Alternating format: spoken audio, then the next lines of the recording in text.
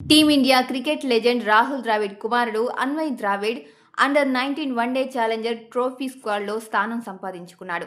ఈ టోర్నీ బుధవారం నుంచి హైదరాబాద్ వేదికగా ప్రారంభం కానుంది. టాప్ ఆర్డర్ బ్యాటర్ అయిన అన్వయ్ టీమ్ సిలో ఆడనున్నాడు.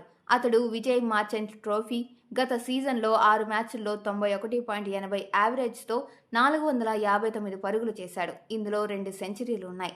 అలాగే ఇటీవల వినోద్ మాన్కడ్ ట్రోఫీలో కర్ణాటక జట్టుకు సారథిగా వ్యవహరించాడు. బీసీసీఐ తెలిపిన వివరాల ప్రకారం హైదరాబాద్లో నవంబర్ 5 నుంచి 11 వరకు IDFC first bank men's under nineteen one day challenger trophy జరగనుంది.